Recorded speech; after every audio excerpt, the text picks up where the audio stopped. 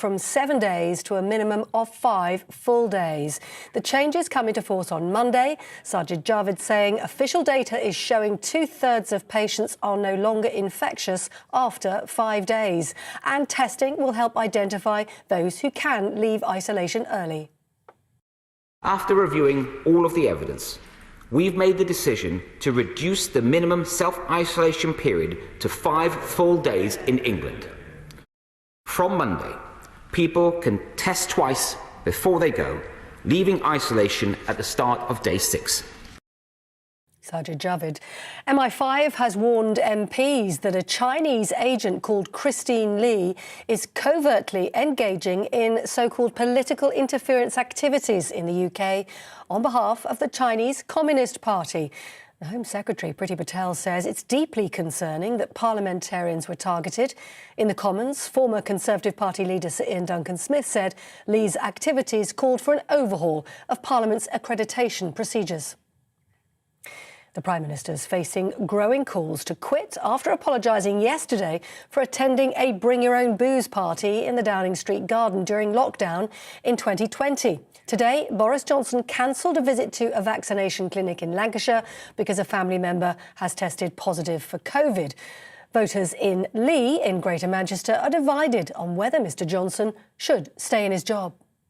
We'll look back at this and we'll probably say, you know, he's done a good job in the circumstances he was in, but could he have done things better? Yes, he could. Has he made mistakes? He certainly has.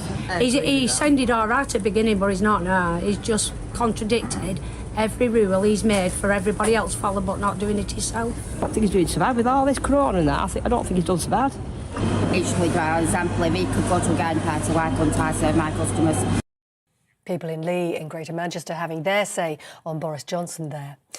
Now, the Scottish Conservative leader Douglas Ross has been heavily criticised by fellow Conservative MPs after he said Boris Johnson should resign. Today, Scotland's First Minister said the insults showed Westminster's contempt for the country. Can't even show basic respect for their own colleagues. What chance do the rest of us have? The fact is, Westminster thinks Scotland doesn't need to be listened to, can be ignored, and now we're being told we have to thole a Prime Minister that his own colleagues think is not fit for office. The Prime Minister has thanked the Deputy Chief Medical Officer for his invaluable advice after he announced he'd be stepping down at the end of March. Jonathan Van Tam has been one of the key scientific figures during the coronavirus pandemic and was recently knighted in the New Year Honours List. Prince Andrew faces the prospect of giving evidence in court later this year in New York after a US judge threw out a motion yesterday to dismiss a civil sex abuse case against the royal. The judge ruled a 2009 agreement between his accuser, Virginia Roberts Giuffre, and convicted sex offender Jeffrey Epstein didn't extend to the prince. Ms Giuffre is suing Prince Andrew over claims he sexually assaulted her when she was 17 2 decades ago. He denies the allegations. He's going to have to do a risk analysis, Prince Andrew. And, of course, there's not going to be a settlement unless Virginia offers to settle and gets what she thinks she should get for a settlement. Her lawyers also have to assess the risk to her if she doesn't settle. France has lifted its ban on UK holidaymakers, the French tourism minister saying thousands of people who booked ski trips will now be able to hit the slopes from tomorrow. Fully vaccinated travellers will be required to have a negative COVID test within 24 hours of departure, but they won't have to isolate when they get to France. The tennis player Novak Djokovic has been included in the Australian Open first round draw, despite Australia still considering cancelling the player's visa. The Serbian was drawn against his fellow countryman Miomir Kecmanovic in the first round. The draw was postponed for 75 minutes without explanation. A decision from Australia's immigration minister on whether the world #1 can still stay in the country isn't expected until Friday. On TV, online and on DAB+ radio, this is GB News. Now back to Brazier.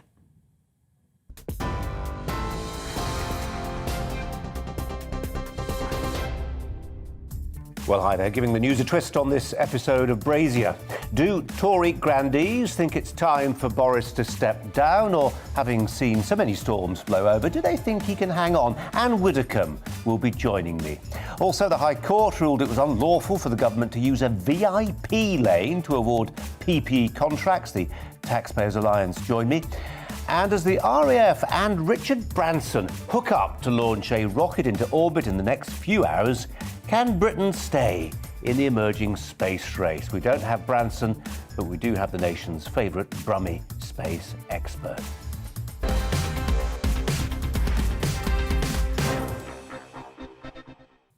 Well, Partygate rolls on. At the latest count, 5 MPs have called for Boris Johnson's resignation. They are the Scottish Tory leader, Douglas Ross, Vice Chairman of the 1922 Committee, William Wragg.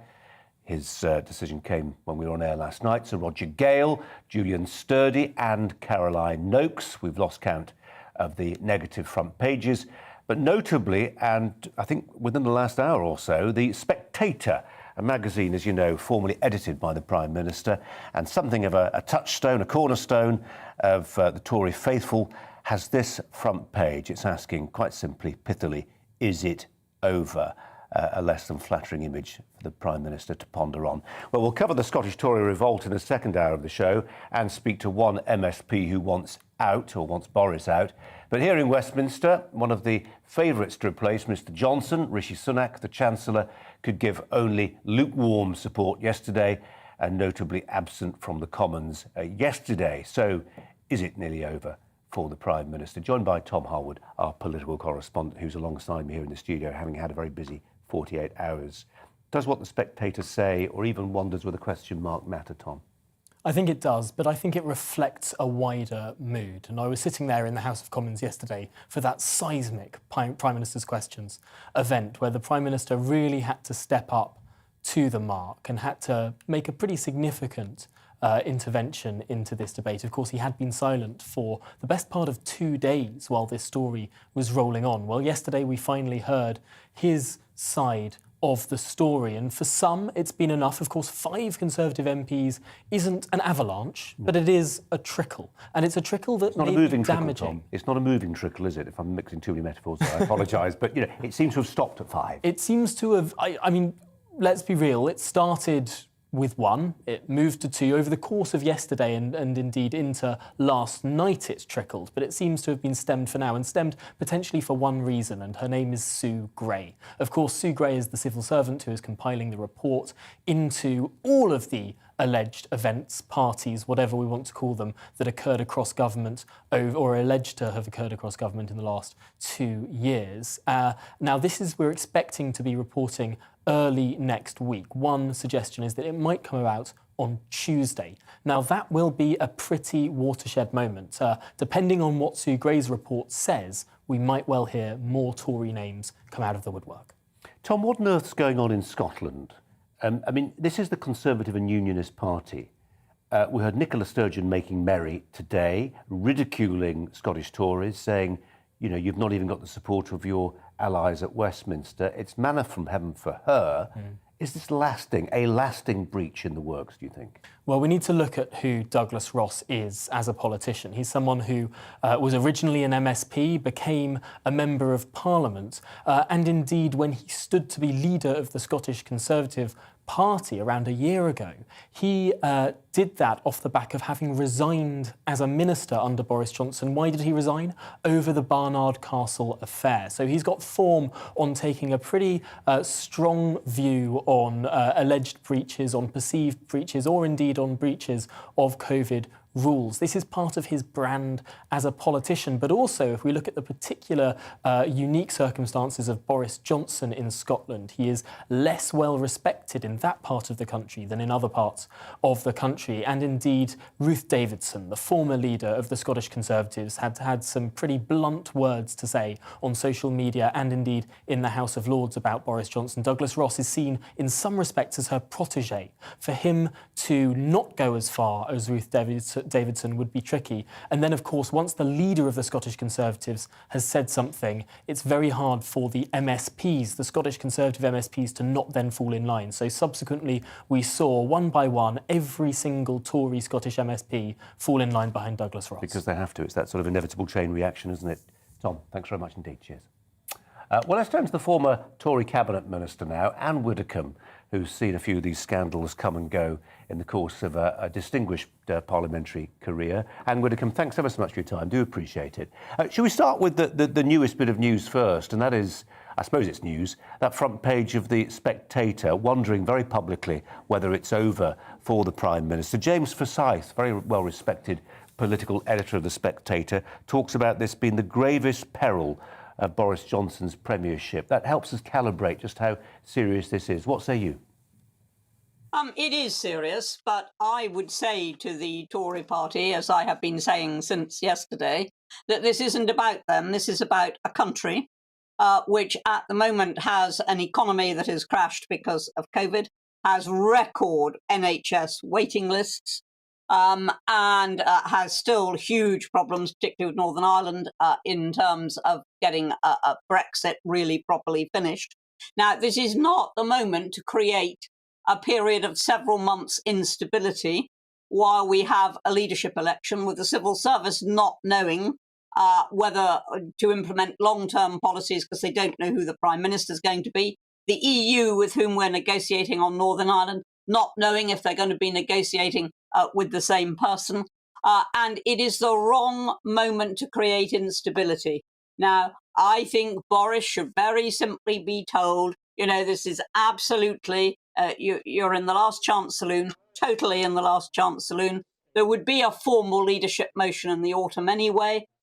And I think the Tory party should say to him, look, chum, you're on probation. I don't think this is the moment to create a period of instability for the country. In fact, I think it would be profoundly irresponsible to do that. What would you say then, Anne Widdecombe, to those who argue, actually, OK, give him one more chance, but he's had several previous chances and they will argue, as critics, that he's blown them each and every time. They will argue there is a systemic problem with this Prime Minister. He's lazy. He lacks attention to detail. He's the opposite of Theresa May. And that was fine when you needed to get Brexit done. But when you need an effective and really competent micromanager, he's the wrong man for the job. He's a poor micromanager, and I think anybody who denies that doesn't know Boris. He is chaotic. He is disorganised. He's all those things that you have said. And it's no good expecting Boris to micromanage anything. But the Prime Minister shouldn't have to. Now, if you look at his record of success with the vaccines, for example, that was vintage Boris. That was Boris saying, right, this is what we're going to do. Never mind that these things haven't even been approved. Never mind produced. We're going to order vast quantities of them because that's what Britain needs. Now, that is the sort of vision of which Boris is very, very capable, and that is him at his best. So what do?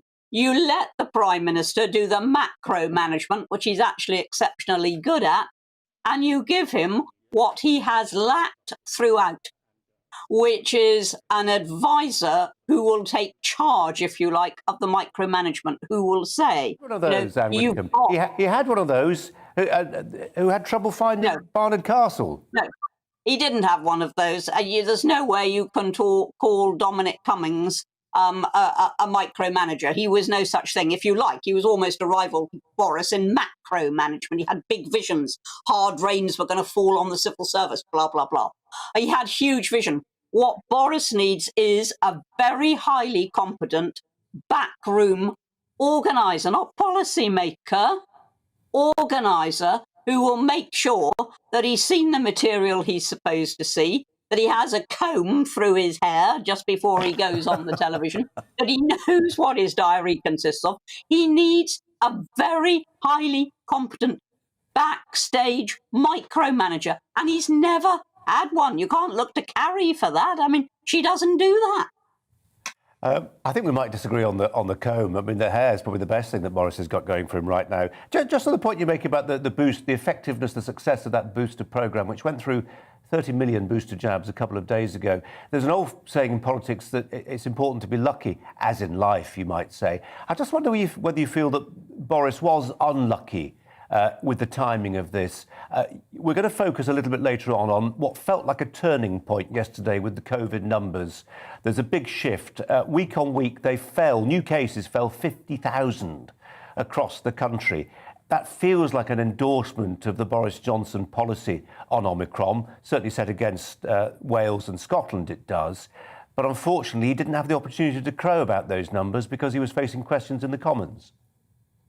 Well, indeed. And I mean, as I say, I think that is the problem. He should be given huge credit for those numbers. We should accept that Boris will always be disorganised. But as I say, if he's got somebody backstage doing it properly, that should be much less visible than it is. And Boris has done a very great deal. I mean, he got Brexit done. He had a huge electoral success. He swept through the vaccine programme while the rest of Europe was just dithering around over it. And he's done all those things, and he can do so much more for this country. He really can. But he's got to get his act together, because no matter what big schemes he has for the country, if he can't manage the day-to-day business of discerning that an invitation could actually be a party rather than just going out to thank some workers, if he hasn't got somebody who's monitoring his life like that, we're going to have more of this. We'll have more of this, because that is the essential Boris. He misses appointments. He doesn't know what he's supposed to be doing. He hasn't read the papers. That is Boris. And given all that, given that that is Boris, will he be the politician to lead the Tories in 2024? We're almost out of time. It's a yes or no. Well, if it's a yes or no, I'm going to say, on balance, probably yes, on balance. But it's balance. OK, Anne Whitaker, appreciate your time. Thanks very much indeed. Thanks a lot. The government's use of a VIP lane to supply personal protective equipment during the pandemic has been ruled unlawful by the High Court. Mrs Justice O'Farrell said the government was, quote, in breach of the obligation of equal treatment. Over 32 billion items of PPE worth a combined £14 billion were bought through VIP contracts, with one of Michael Gove's Tory leadership donors, David Miller, amongst those to win a contract worth millions. Well, joining us now, campaign manager at the Taxpayers Alliance, that's Danielle Boxall. Danielle, thanks so much for coming in. Appreciate your time. VIP lane, what do we mean?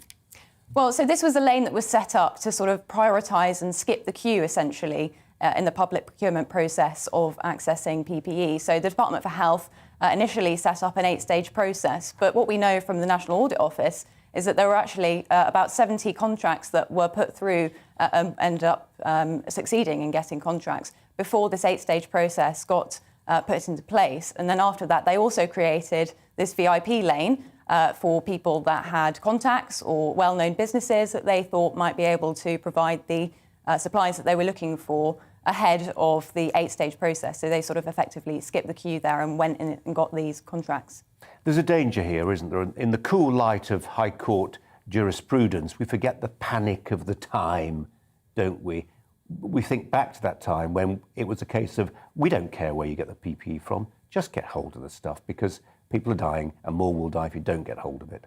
Yeah, of course. I mean, it was a really difficult, point in our history. It was an unprecedented crisis. But, if we look back to, other times in history or recent history even where we've had public procurement that hasn't worked out so well, the government really should have learned from this. I mean, take 2018 when we had Carillion. We had millions of pounds worth of contracts when we knew that Carillion was about to go bust. We knew that they were about to collapse. And yet the government continued these contracts instead of retendering them. What they should have done is retendered them immediately and found out better companies to provide those projects. But instead, the taxpayer was left on the hook for billions of pounds of contracts that didn't end up, that weren't successful. I'm a huge fan of the Taxpayers Alliance. I think you draw attention to all kinds of hideous taxpayer-funded profligacy. I think you're backing the wrong horse on this one, simply because to liken a tendering process that's happening in a moment of parliamentary calm and a moment when the nation doesn't face a moment of crisis, as it did in the spring of 2020, is incomparable.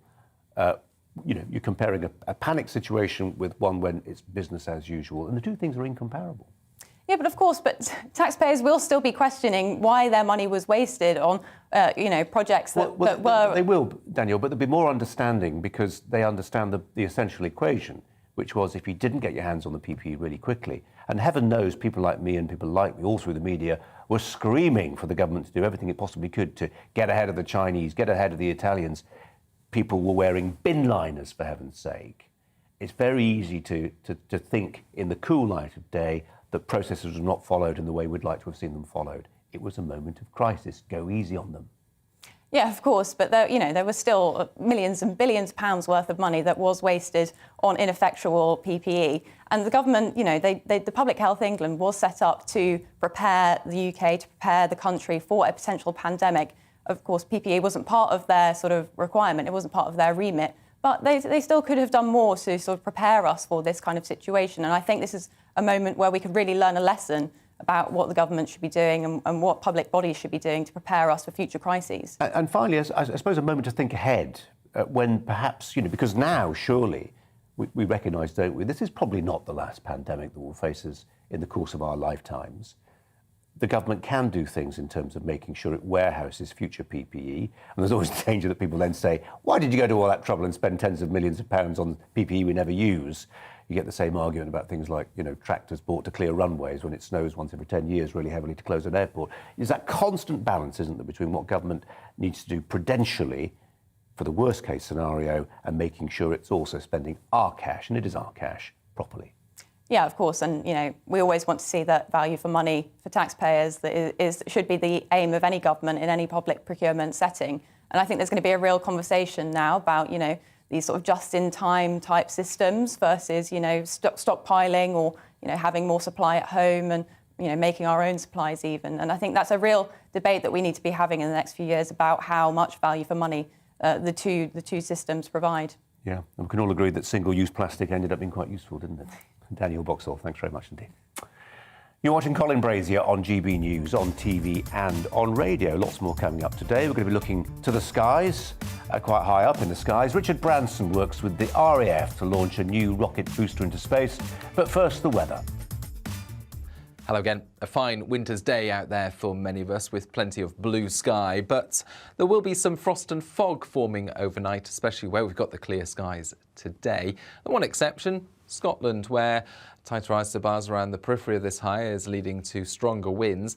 And as these weather fronts approach, some more persistent rain arriving later on in the afternoon and overnight. Initially for Shetland, then into Orkney by the evening, and then eventually into the far north of the mainland. That strong wind accompanying the rain as well, so quite a contrast here compared to further south, where across much of England and Wales, lighter winds and clearer skies will lead to some widespread fog and frost as we start off tomorrow morning. Temperatures, even in towns and cities, several degrees below freezing, so really quite a cold start across much of England and Wales tomorrow morning. And watch out for those dense fog patches, especially for the West Midlands, into the Welsh Marches, the West Country as well. Some of these could persist into the early afternoon. But away from those, plenty of sunshine breaking out across much of England and Wales. Some brighter spells for Northern Ireland, central and southern Scotland as well, but thicker cloud and rain tending to fizzle out across the north and northwest of Scotland. It's mildest once again in the northwest of Scotland, 10 degrees here. Feeling quite cold further south, especially where we get that lingering fog. Temperatures really struggling through the daytime. And then that fog reforming once again on Friday evening and into the early hours of Saturday. Most extensive as we start off the weekend across eastern England and perhaps the Midlands as well. Elsewhere, some low cloud and mist in the south, and for Scotland and Northern Ireland staying generally cloudy but milder here, whilst widespread frost once again is expected across parts of England and Wales on Saturday morning. So chilly start to the weekend with that frost, and a gloomy one, especially in the east and across the south with areas of low cloud, mist and fog. And it's a cloudy theme through this weekend, but some areas will be lucky enough to see some sunshine, particularly in the north and particularly on Sunday. Hello there, I'm Eamon Holmes. And I'm Isabel Webster.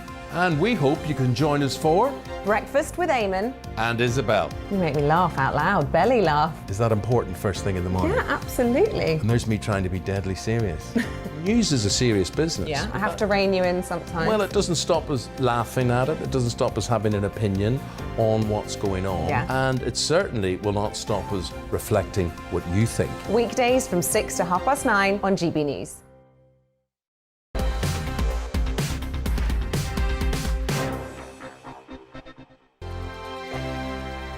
Hello there, I'm Eamon. And I'm Isabel. And you're watching the GB News digital stream across the United Kingdom. And around the world. If you're here in the UK, you can also watch us on your TV screen. GB News is Freeview channel 236. On Sky, we're channel 515. 626 on Virgin Media. Just remember, you might need to retune your TV to watch the channel. Yeah, and if you are doing that, find out more about retuning by going to gbnews.uk. Join my show Farage, 7 p.m. till 8 p.m. Monday through Thursday. And there you will get opinion, analysis, debate, and I'll cover stories that nobody else dares to touch. And then for the last 15 minutes, talking pints. We're over a drink. We have a civilised conversation with someone. We very often disagree, but we do it in a grown-up way. Come and join me on Farage.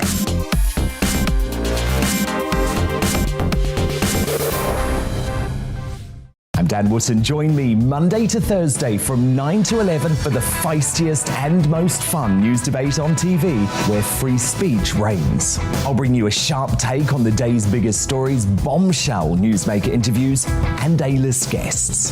And I guarantee you, no spin, no bias, no censorship, and no reason to go to bed. That's Dan Wootton tonight, Monday to Thursdays from 9 on GB News. Hello there, I'm Eamon Holmes. And I'm Isabel Webster. And we hope you can join us for Breakfast with Eamon and Isabel. You make me laugh out loud, belly laugh. Is that important first thing in the morning? Yeah, absolutely. And there's me trying to be deadly serious. News is a serious business. Yeah, I have to rein you in sometimes. Well, it doesn't stop us laughing at it. It doesn't stop us having an opinion on what's going on. Yeah. And it certainly will not stop us reflecting what you think. Weekdays from 6 to 9:30 on GB News.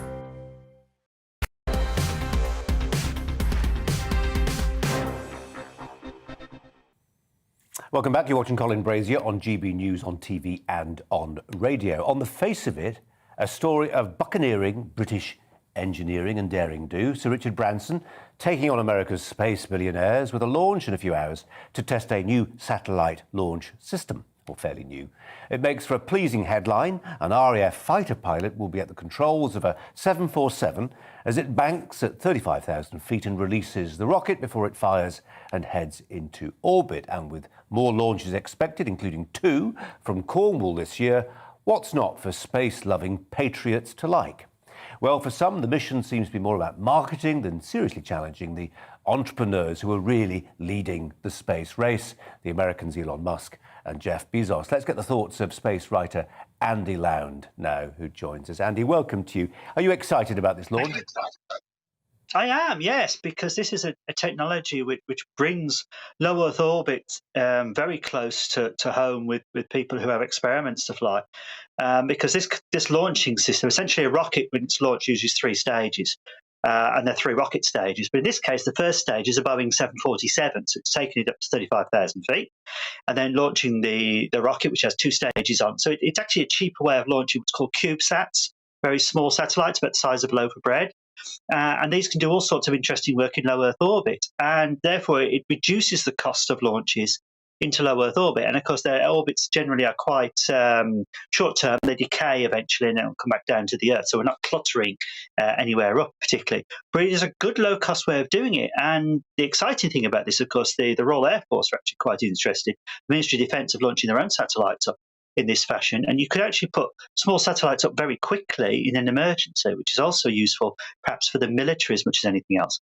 But universities and places like that are very interested in this technology because it reduces the cost to get their satellites into low Earth orbit. So it is a very good system. And of course, the fact you can launch it from anywhere on the planet is also a big advantage. And of course, as you rightly said, Richard Branson is looking at launching it from a spaceport in Cornwall, of all places. What a fantastic launch point for that, because the airplane, of course, can just reach the desired position on the Earth and the desired altitude and fire it. So it's actually going to make certain experimental missions very more practical, and emergency missions, like the military need to get a satellite up very quickly, much more practical. You've corrected me, Andy. I was being a bit sniffy about it, but actually it does seem like there's some genuine scientific purpose behind this. And we like the way you're looking today. It almost looks like a hunting stock. that you've got on? Yeah, I actually have a presentation to give in a couple of hours. So I'm all dressed up in my 18th century style clothing it's actually early 19th century, to do a presentation about Isambard, Kingdom Brunel and the Great Eastern. Yeah. Well, there's a story within a story there. Who knew? Andy, thanks very much. Good luck tonight. Thank you. Now, a Chinese spy has been discovered working in the Houses of Parliament. The story emerged just this afternoon. MI5 outed Christine Lee as an agent of the United Front Work Department of the Chinese Communist Party. MPs have been warned that Lee sought to covertly influence British politics to China's advantage. Well, joining us now, former Conservative Party leader Ian Duncan Smith, who actually put a question today. I think, is that the correct parlance, Ian Duncan Smith? A point of order, I think, actually, to bring this out. How did MPs respond? Well, the reason I did the point of order was because the Speaker was putting out an email literally minutes before to warn parliamentarians to be very careful about who they have in and have them properly cleared. Now, the reason I was concerned about this is twofold. First of all, I'm one of a group of MPs that have been sanctioned by the Chinese government for raising issues to do with the Uyghur and the genocide there and all the other ghastly things that they've been doing in places like Tibet and other parts of China, and threats to Taiwan. So we actually believe that China is a clear and present threat to democracies all over the world and to the UK. So I raised it because of concerns about our status and the work that we've been doing with people who have fled Hong Kong, otherwise they'd have been arrested for speaking out for democracy and freedom of speech. And, you know, somebody wandering around the building like that with a pass who was known to be an agent of a foreign power could easily have entered into our offices, taken documents and information about these people, their families, etc. So these are a matter, in many cases, of life and death. And I'm concerned, therefore, about that. But I'm also concerned about the idea that an organization that is considered to be an agency, as it were, of the Chinese government also apparently gave could be up to £650,000 or £500,000 to an MP's office. I'm concerned that they were donations to the Labour Party, got access to a Conservative Prime Minister, and were given an award by a Conservative Prime Minister. All of these things going on long after they knew that there was a problem with them. So I really am concerned. I want all of this to come out into the open because, you know, it's important for us to know what's been going on and how this can be dealt with and the security issues that run from it. So, yeah, very, very serious issue altogether. When we start using the language of spying, of MI5, of outing, I use the word covert, it comes freighted with intrigue and suspense. We're suddenly in the pages of a thriller. But if this was a covert operation as such, this was somebody, as you've already said, was hiding in plain sight. There are pictures, you've seen them, many of our viewers will have seen them already, of Christine Lee, the individual concerned, with David Cameron. As you mentioned, she received an award from Theresa May as Prime Minister for her volunteering work. Strange kind of spy, really. Yes, well, actually, clever, because they've obviously realised what the weak underbelly of government is, and it's through Parliament. And that's why we need to understand how they did it. I mean, you know, Barry Gardiner, I've known him for years, he's a Labour MP, and he's had this person in his office for all that time. He says he's been working with MI5, but we'd like to know more about why, therefore, this individual has still been allowed to roam around the building, why they've had a pass, why, you know, £500,000-600,000 has been given to support his office, and why that isn't also in question, and why, you know, not just Conservative prime ministers and others, senior officials, how many other people has this woman got to see and has she dealt with? And then, you know, as I say, making donations to the Labour Party. I don't know quite the dates on that, but, you know, they may well have been in government at the time, or certainly if they weren't, you know, they're very important part of our democracy. So all of this, it's not just a light sort of easy read novel. This is actually serious. As I say, lives could easily be at risk as a result of the activities of these people. Chinese government is a brutal organization. It brooks no dissent and it deals with people like me and others who are now sanctioned by them. So we need to take this very seriously indeed, and we need to know more. I want the government to make a statement about it. What did they know? Why haven't they acted earlier? Which governments were involved with this individual, and why was this involvement with at least one MP? Who knows? Were there more MPs that they were subverting? I don't know. I just want to make clear we're not making any accusations of impropriety on the part of Barry Gardner, and we very much welcome his contribution to this conversation in good time. I just wonder, as we roll back the clock a little bit, Ian Duncan-Smith, if you think back to the dark days of the Cold War as it was with the Soviet Union, and just how bad things were then. I mean, you had suggestions that the Labour leader of the day, Michael Foot, was potentially, I mean, never proven, but there were all kinds of rumours swirling around. I think what I'm trying to say is that this idea that influence peddlers will try and get close to the seat of government and power should take none of us by surprise. No, absolutely not. It starts, though, with getting government, my government, but all governments previously, to take this threat from China seriously. I'm a member of a thing called IPAC, the Interparliamentary Alliance on China, and that works with 23 countries now, and all of them are concerned about the threat China poses. But governments tend to turn away a bit because, we're so dependent now on China for much of our product. The terrible dependency's gone rocketing during the lockdown, as we seem to have bought nothing but PPE equipment from them. I mean, why aren't we manufacturing it here? Why do we put ourselves in the hands of a government that is so brutal and so ghastly? And so we've really got to try and get a shift in policy on China. And, this is a government that says it's opposed, quite rightly, to genocide. Yet to Geoffrey Nice, who is a well-known jurist, and his panel have done an independent inquiry and declared that the Chinese government is now guilty of complicity in essentially what amounts to a genocide of the Uyghur people in Xinjiang. So why are we not calling this out early? So this begs a lot of questions. Have we been too casual about our relationship with China? We've learned that lots of post-grad Chinese students now have somehow become involved in research projects that affect defense contracts. I mean, when is this going to stop? When? Yeah, when indeed. Ian Duncan-Smith, thanks very much indeed for your time. Really appreciate it. It's the subject of our poll. Do keep your votes coming in. Lots of you have so far. Are we taking Beijing's attempts to subvert our democracy seriously? 86% of those of you who have voted in that poll say, no, we are not taking it sufficiently seriously. More on that story and the rest of the day's news after this break.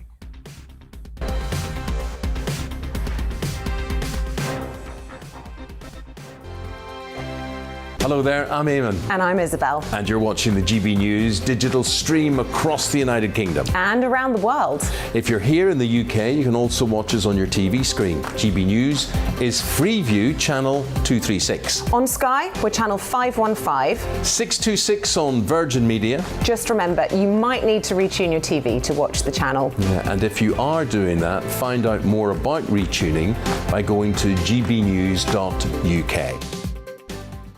Join my show Farrar, 7 p.m. till 8 p.m. Monday through Thursday. And there you will get opinion, analysis, debate, and I'll cover stories that nobody else dares to touch. And then for the last 15 minutes, talking pints. We're over a drink. We have a civilized conversation with someone. We very often disagree, but we do it in a grown-up way. Come and join me on Farage.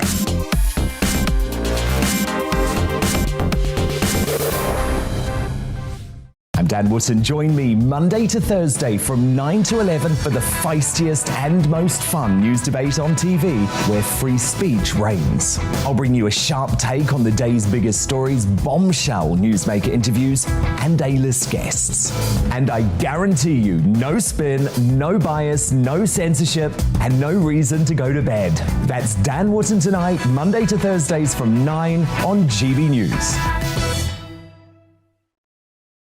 Hello there, I'm Eamon Holmes. And I'm Isabel Webster.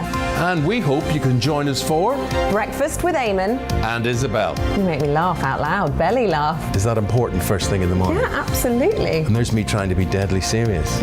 News is a serious business. Yeah, I have to rein you in sometimes. Well, it doesn't stop us laughing at it. It doesn't stop us having an opinion on what's going on. Yeah. And it certainly will not stop us reflecting what you think. Weekdays from 6 to 9:30 on GB News.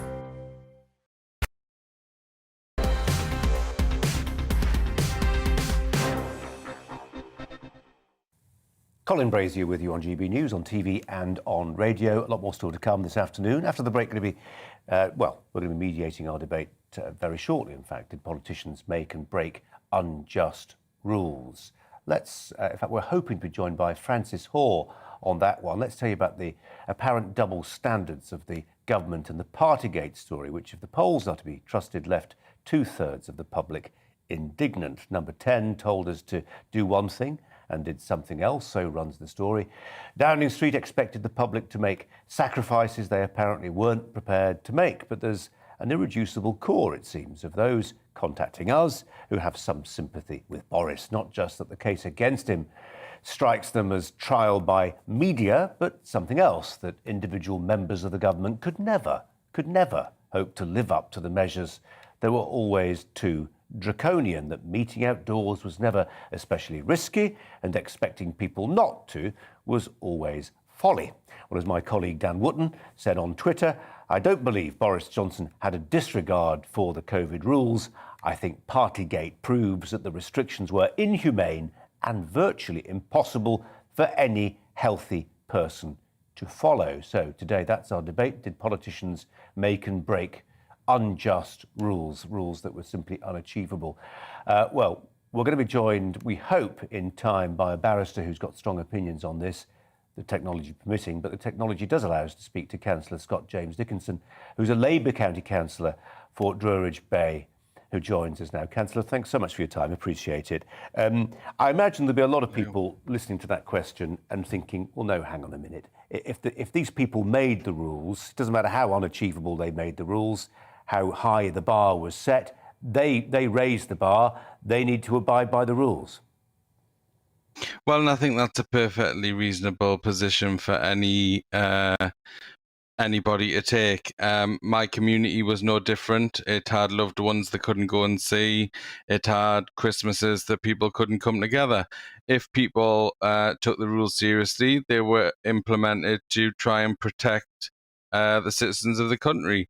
The Labour Party, cross-party support for those measures, and everybody implemented them. The fact that the government haven't managed to follow their own rules and continually lie about where they were, what they were doing during that time, really exposes the fact that this government thinks it's one rule for them and one for everybody else. What do you say to the argument, Councillor, that runs, OK, for the vast majority of our 60-odd million people, it's one thing. If you are in the crucible of decision-making, working incredibly long hours, under enormous pressure, but I know that goes for everybody, a lot of people working in the NHS at the time of crisis, but if you really are making the big decisions, the big political decisions, you need to let off steam, and if the Prime Minister is to be believed, sometimes that can be done within a work setting. Well, I mean, I just don't accept that argument. We have a council that represents nearly 400,000 people. We have to take big political decisions. I'm the leader of the opposition on that council. We had to do things differently. We had to follow the guidance. We had to change meetings from physical to virtual. We had to do lots of different things in different ways while still representing the communities and taking the big decisions of the day. And let's remember, these big decisions were councils taking decisions about PPE, about supporting care homes, about supporting the local NHS. And NHS workers have worked incredibly hard through this whole thing. And that resulted in a lot of care home workers who took up residence in the care homes to protect the people that they look after, but also NHS workers who worked incredibly hard to keep the health services running and actually abided by those rules and often stayed in hotels away from their loved ones, their children and their family in the first instances. That's the type of strict rules that the NHS and councils put in place, and if they can follow them, why can't the government? It's certainly a question. Councillor Dickinson, really appreciate your time. Thanks very much indeed. And apologies for what was a very one-sided debate because the other guest isn't there. 1 in 15 people in England had COVID in the first week of 2022. So says the latest data from the Office for National Statistics, which shows infections across Yorkshire and the Humber have now soared above the levels seen in London before Christmas. Our reporter Kevin Larkin has more. Well, 1 in 15 people in England had COVID in the week ending the 6th of January. In the other UK nations, it was around 1 in 20, so slightly less. But what we've seen is that the Omicron wave, which we saw peaking in London on the 23rd of December, just before Christmas, is now spreading to the rest of the country. We're seeing cases rise in almost every English region, except for London, where cases are now falling. And interestingly, in the per 100,000 measurement, the peak here in Yorkshire has actually been greater than what we saw in London. However, there is some positive news. In the last couple of days, we are seeing the number of cases starting to tail off here in Yorkshire. So we may have hit the peak, but we just need a bit longer to get a definite trend to confirm that. But it has had an impact in terms of disruption, particularly so in schools, as the schools have gone back. And Laura Moore, who's the principal of the Bruntcliffe Academy in Morley, told me how many people haven't shown up to work or school. It has been significant. We've seen a large increase in the cases of COVID-19. We've got almost 9% of our young people who have been affected since we came back in January, whether that be for a shorter period of time while they've been isolating and awaiting a result, or whether that be that they have tested positive. We've also seen here at Bruntcliffe 15% of our workforce affected. And I know across the Gorse Academies Trust that has been at times in excess of a quarter, if not with some schools, almost a third of staff being affected by COVID-19. So it has had a significant impact. Well, Laura Moore also told me that they've been bringing in teachers on their days off and other staff from around the trust to try and keep going, but they have had to also resort to some more extreme measures to keep the schools running. We've had to, at times, look at collapsing classes, and staff have volunteered to take groups, for example, 3 groups in the main hall. And in some of our schools across the Gorse Academies Trust, we have had to look at closures of year groups on a rota basis, but ensuring that obviously we have that provision in line with government guidance for children who need to be in school. And of course, the impact is also being felt in the NHS. We'll get some more data later on this afternoon revealing, for example, staff absence rates in January, which should give a big impression as to how the NHS is being affected. But interestingly, we've also had a more unusual response. The Mid Yorkshire NHS Trust is urging people to keep appointments that they've got for things like cancer screenings and other serious hospital appointments, because they've had people phoning up to cancel. Now, it's not clear entirely how much of that is down to people being nervous of potentially catching COVID while they're in hospital, or whether it's down to people wanting to ease the burden on the NHS.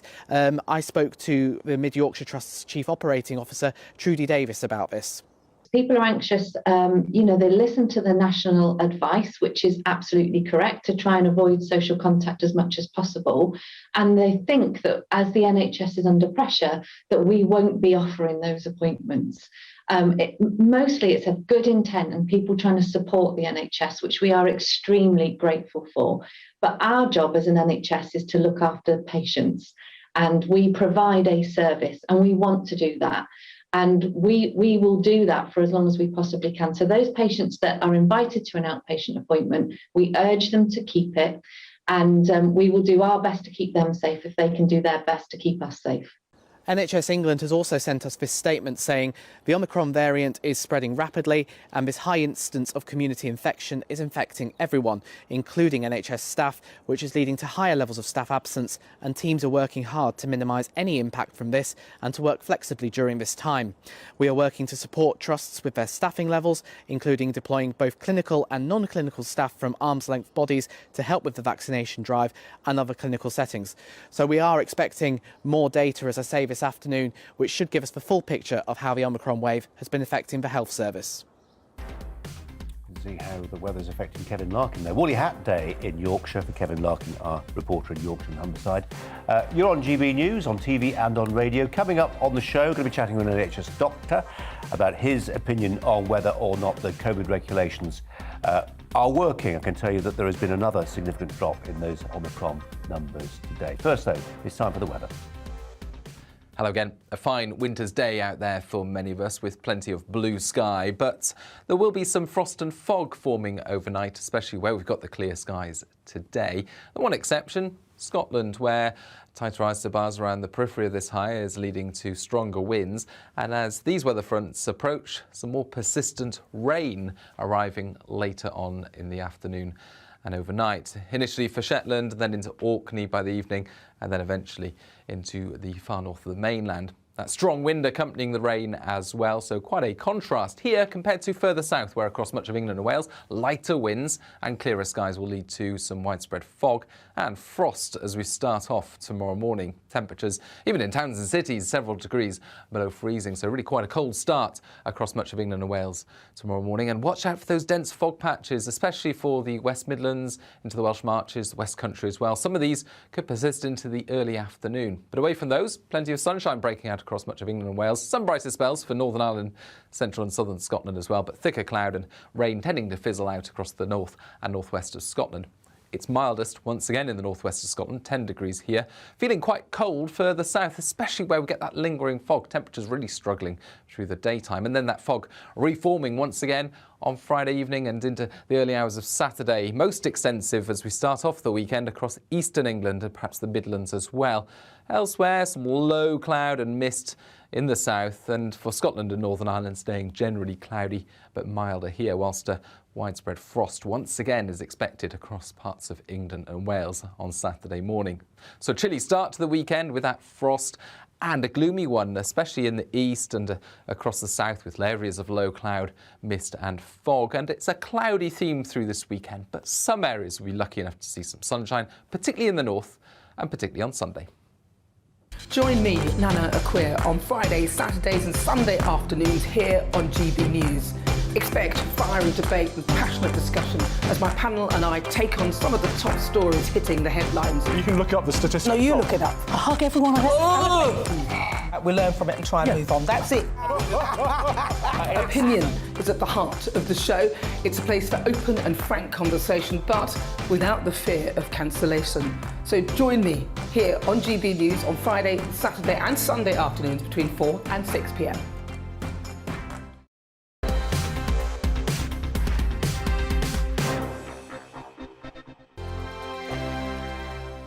Hello there, I'm Eamon. And I'm Isabel. And you're watching the GB News digital stream across the United Kingdom. And around the world. If you're here in the UK, you can also watch us on your TV screen. GB News is Freeview channel 236. On Sky, we're channel 515. 626 on Virgin Media. Just remember, you might need to retune your TV to watch the channel. Yeah, and if you are doing that, find out more about retuning by going to gbnews.uk. Join my show Farage, 7 p.m. till 8 p.m. Monday through Thursday. And there you will get opinion, analysis, debate, and I'll cover stories that nobody else dares to touch. And then for the last 15 minutes, talking pints. We're over a drink. We have a civilized conversation with someone. We very often disagree, but we do it in a grown-up way. Come and join me on Farage.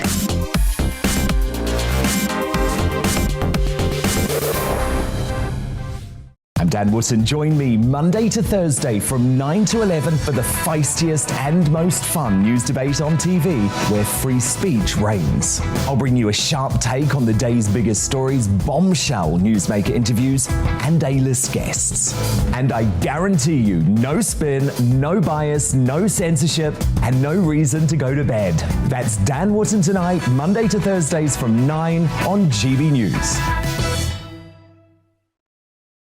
Hello there, I'm Eamon Holmes. And I'm Isabel Webster. And we hope you can join us for Breakfast with Eamon and Isabel. You make me laugh out loud, belly laugh. Is that important first thing in the morning? Yeah, absolutely. And there's me trying to be deadly serious. News is a serious business. Yeah, I have to rein you in sometimes. Well, it doesn't stop us laughing at it. It doesn't stop us having an opinion on what's going on. Yeah. And it certainly will not stop us reflecting what you think. Weekdays from 6 to 9:30 on GB News.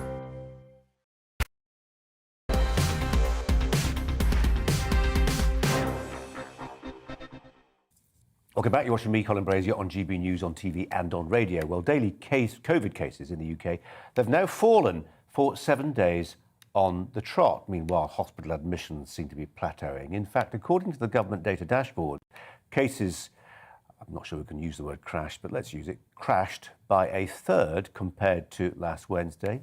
Crashed, reasonable enough, down by a third. So has the NHS survived the worst of the Omicron outbreak? Joining me now is Dr. Raphael Olaya, NHS doctor and data analyst. Doctor, thanks so much for your time. I don't know if you've seen those latest figures. I'll just share them a little more precisely with the government. Today's case load, this is the entire UK, 109,135 with 335 deaths. Yesterday, by comparison, the number of cases, 129,000. So a significant drop from one day to the next. But the point about yesterday, that 129,000 figure, that was down 50% on the week before. It feels like a promising direction of travel. It does feel like a promising direction. However, we need to step back and look at the bigger picture to actually see what's going on here. Technology has changed in terms of diagnostics, in terms of the amount of people testing, in terms of the behavior around testing for COVID itself. So in terms of comparing this data to the data over the past 2 years, it's a very different situation. However, it's always good to feel like things are going in the right direction for morale. So let's feel good about it. Yeah, I mean, I don't know. You know, if you look back to the dog days of January, February last year, and you look at the number of hospitalisations, we're less than half where we were last year. I mean, it feeds into that idea that yes, Omicron could be, you know, whatever the factor is, 8 times more, 12 times more transmissible and infectious, but actually in terms of its lethality, it's far less effective at hospitalising people, and we have all the while new treatments coming along, whether that's things that have been around a little bit like dexamethasone or whether it's the new antivirals. From the front end, being a healthcare professional, that's what I can talk about here. And things are much less, there's much less pressure than what there was. And as you said, you mentioned, there's much more treatments, much more effective treatments, and we're much more in the know about what works. So it's a much better place than what we were. So, and in terms of the virality, of course, Omicron seems like it's a lot more, got more virality. It spreads a lot faster. It's very virulent. So, however, it's less lethal. And there's many factors affecting how lethal it is. It could be the immunity of people.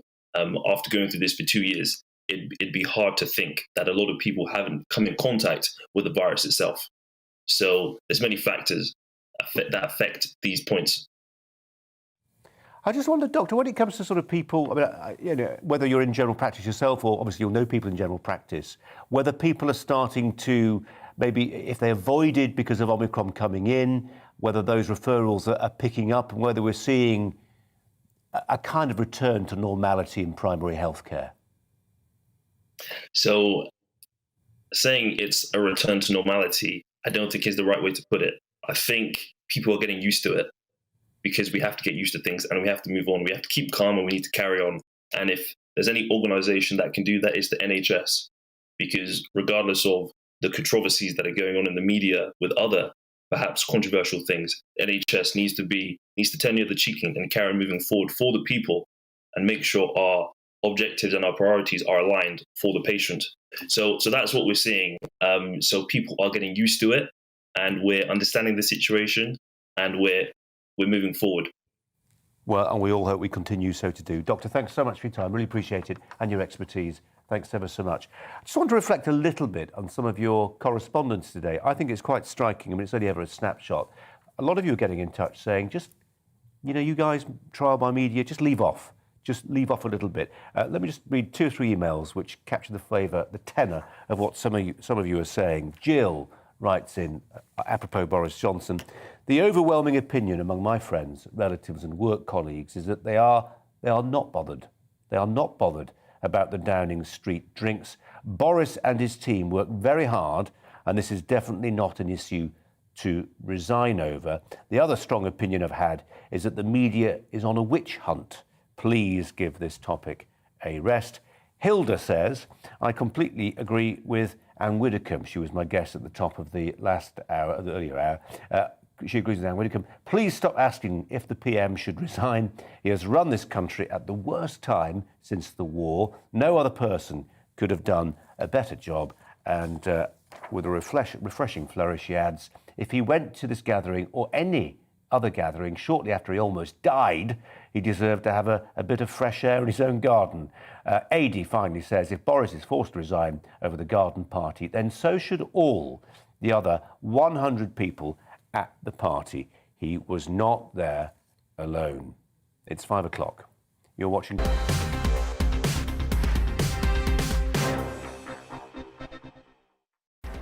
Well, hi there. Welcome to Brazier. Coming up live at 5. A sort of news flash. Someone's been trying to subvert democracy in Parliament. No, it's not the Prime Minister. It's a Chinese spy. We take you through today's extraordinary announcement from MI5. In which EU country has IVF been made free and mothers of more than 4 kids given a total break from income tax? The ambassador of the country, which will stop at nothing to get its birth rate up, joins me in the studio. And Neil Oliver tells me how the original boom in British gin was all about going Dutch. All that's to come, but first the headlines with Polly.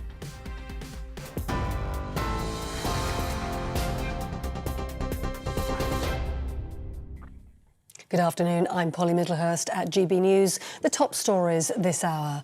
The Health Secretary says the isolation period for people who test positive for COVID-19 in England will be reduced from 7 days to a minimum of 5 full days.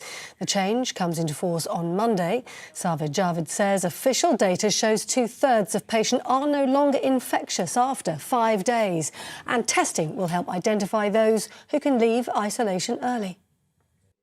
After reviewing all of the evidence, we've made the decision to reduce the minimum self-isolation period to 5 full days in England. From Monday, people can test twice before they go, leaving isolation at the start of day 6.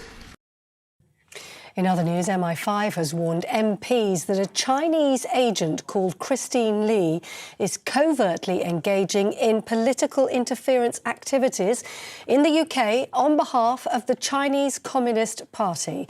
Home Secretary Priti Patel says it's deeply concerning that parliamentarians were targeted.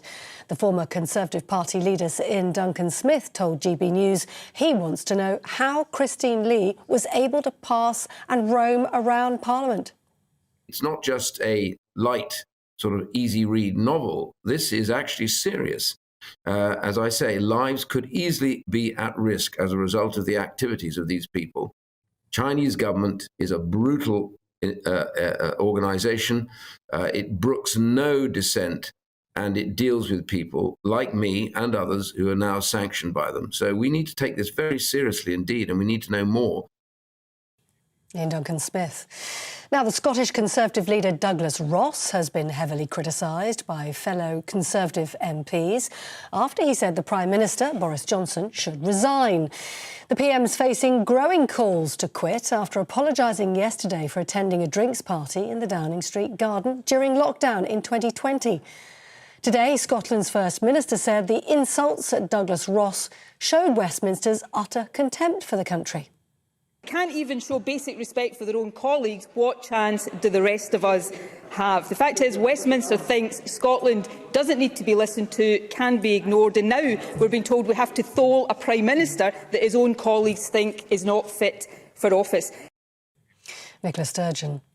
Prince Andrew faces the prospect now of giving evidence in court later this year, probably in New York. It's after a US judge threw out a motion to dismiss a civil sex abuse case against the royal. The judge ruled a 2009 agreement between his accuser, Virginia Giuffre, and the convicted sex offender, Jeffrey Epstein, didn't extend to the Prince. Ms Giuffre is suing Prince Andrew over claims he sexually assaulted her when she was 17, 2 decades ago. He denies the allegations. An attorney who represented 20 of Epstein's victims, Gloria Allred, says testifying under oath won't be easy for Prince Andrew. He's going to have to do a risk analysis, Prince Andrew. And, of course, there's not going to be a settlement unless Virginia offers to settle and gets what she thinks she should get for a settlement. her lawyers also have to assess the risk to her if she doesn't settle. Police investigating the suspected murder of a woman in Ireland say no stone will be left unturned in bringing her killer to justice. Primary school teacher Aisling Murphy, who was in her 20s, was killed on Wednesday afternoon along the banks of the Grand Canal in Ireland. A 40-year-old man has been arrested and is being detained at Tullamore Garda Station. The tennis player Novak Djokovic has been included in the Australian Open first-round draw, despite Australia still considering cancelling the player's visa. The Serbian was drawn against his fellow countryman Miomir Kecmanovic in the first round. The draw was postponed for 75 minutes without explanation. A decision from Australia's immigration minister on whether the world number one can stay in the country isn't expected till Friday. Meanwhile, France has lifted its ban on UK holidaymakers. The French tourism minister says thousands of people who booked ski trips will now be able to hit the slopes from tomorrow. Fully vaccinated travellers will be required to have a negative COVID test within 24 hours of departure, but they won't have to isolate when they get to France. On TV, online and DAB+ radio, this is GB News. Now back to Brazier.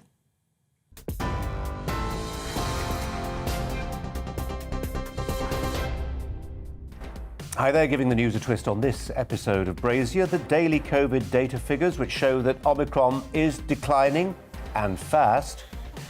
The North-South Tory divide. A Scottish Conservative MSP tells me why Boris should resign. And the Brazier angle, the amazing emails that suggest debate on the Wuhan lab leak was curtailed.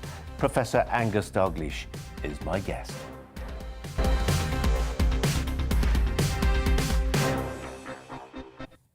Hi there. Well, last week the BBC ran a discussion live every morning on Radio 4 on the subject of declining population. For amateur demographers like me, it's a relief that this complicated but terribly important subject is getting the attention it finally deserves. A decade ago, I wrote a book for one of Britain's biggest think tanks about how falling birth rates would hurt our country in ways we could scarcely imagine until now. Shortages of everything from nurses to tanker drivers have been laid at the door of our epidemic of empty cradles. Britain's birth rate, you may not have noticed this, recent figures, has never been lower. Never. One European country has decided that tackling depopulation is one of its main priorities. Hungary spends 4 times more on what's called pronatalism, policies to get people breeding, than it does on defence. It's nationalised IVF, which is now free, and encourages birth through tax breaks many of you would find hard, if this is the right word, to conceive of. A mother of 4 Hungarian children, for instance, wait for it, pays no income tax. In 2019, the Hungarian government unveiled a 7-point pronatal policy. It included policies like this: that lifetime income tax waiver for women raising 4 or more children, a £26,000 worth of loans for women marrying under 40, as well as full debt forgiveness after the birth of a 3rd child. Is it possible to admire this kind of assistance whilst ignoring that criticism of Hungary's record on the way the country is sometimes governed?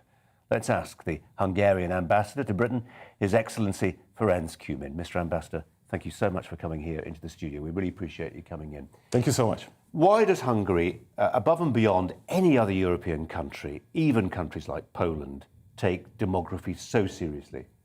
First, because we have a demographic problem that we had to address. It's not a new problem. It's been around since I was born. I belong to the last generation that was considered to be a baby boomer in Hungary. And ever since, so for the last 4 decades, the population is on a quite sharp decline.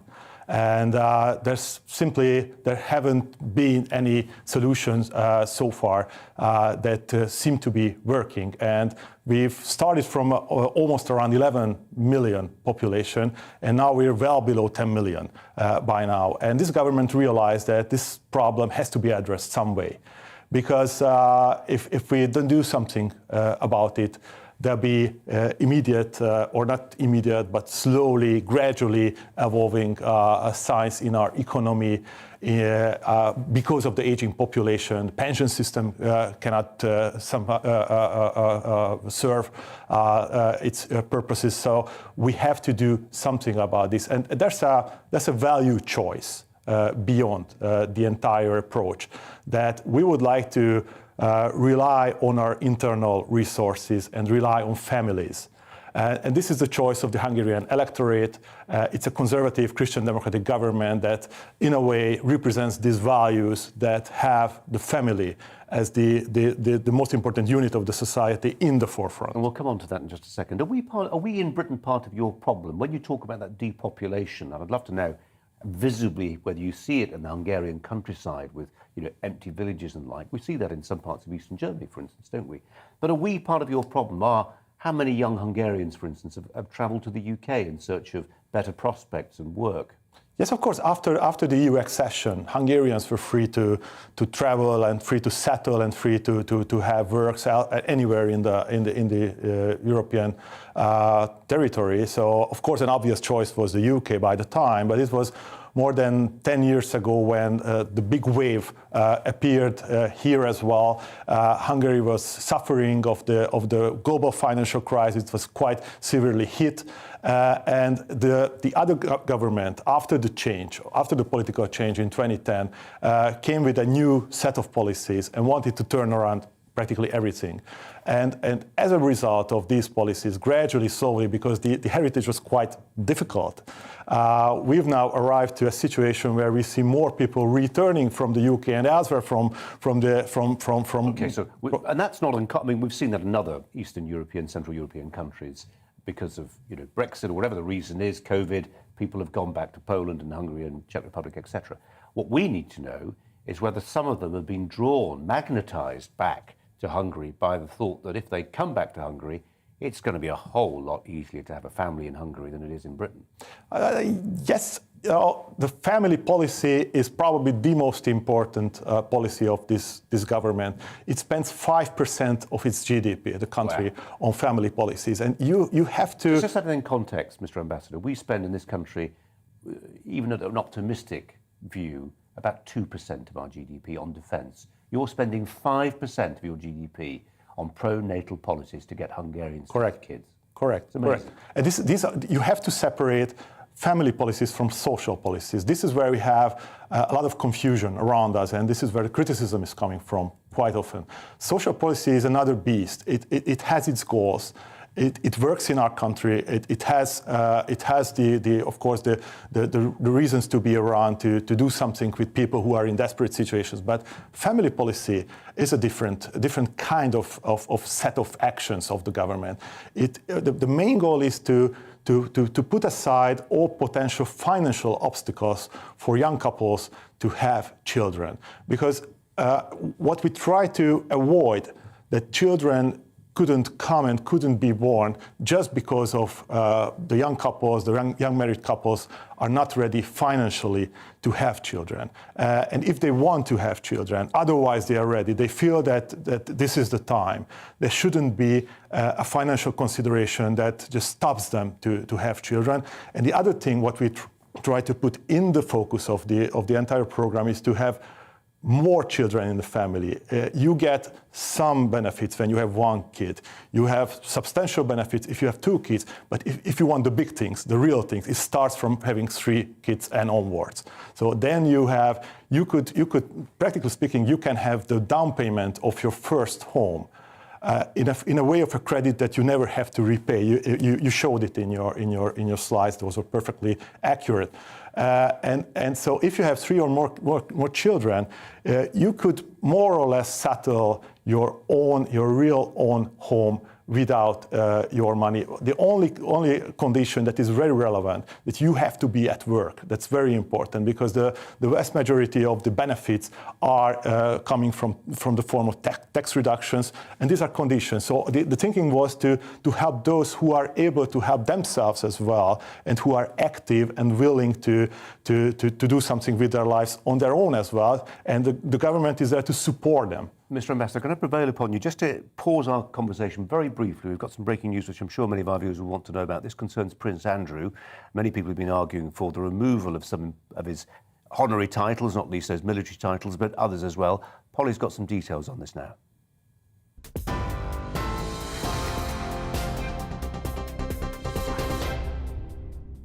We have indeed, Colin. Thank you very much indeed. A dramatic statement from Buckingham Palace within the last 5 minutes or so. I'll read it to you as it came to us. It says, a statement regarding the Duke of York, and it reads, with the Queen's approval and agreement, the Duke of York's military affiliations and royal patronages have been returned to the Queen. The Duke of York will continue not to undertake any public duties and is defending this case as a private citizen. That statement, a fairly dramatic statement coming from Buckingham Palace within the last few moments from the Royal Communications Department, entitled The Duke of York. Reading once again for you. With the Queen's approval and agreement, the Duke of York's military affiliations and royal patronages have been returned to the Queen. The Duke of York will not continue to undertake any public duties and is defending this case as a private citizen. Colin Brazier, just hinting to you there that there has been some questions around the Duke of York retaining his military titles. In fact, the Queen was asked by more than 150 military veterans to strip Prince Andrew of his honorary military roles amid what they had described as their upset and their anger, widely reported in the national press. And they all wrote to her in her capacity as the head of state and commander-in-chief of the Army, Navy and Air Force, and an open letter from former members of each of the services said that it was untenable for the Duke of York to retain his position. And they said, were this any other senior military officer, it is inconceivable that he would still be in post. They say a letter sent on the day after the Manhattan judge rejected Prince Andrew's efforts to dismiss Giuffre's sexual assault case against him. The Duke denies all allegations against him. Now back to Brazier.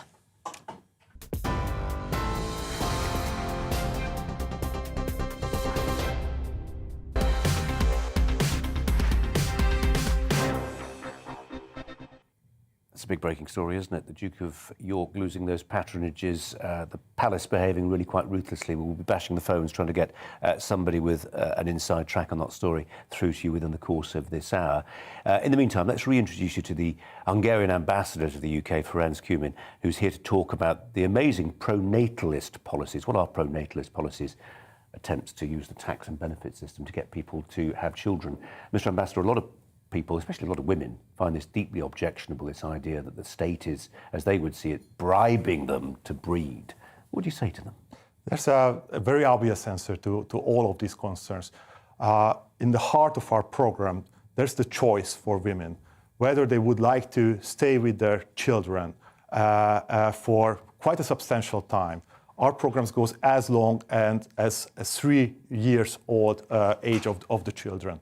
But they have also the choice to get back to the work as early as they wish, because the childcare spaces were doubled during the last 10 years. And these are free as well and very high quality. So people, mothers, parents could be really free and happy to put these children, if they wish to get back to work, in a very early age to these places. And they have these childcare institutions available for free for them. But if the choice of the parent or the mother or the father or the grandparents, even them, to stay home with the children, as a grandparent, you can be paid by the state to provide childcare. Exactly. That's absolutely fine. I mean, this is an emerging area of social policy, not just in Europe, but across the world, because plummeting demographics is a global problem.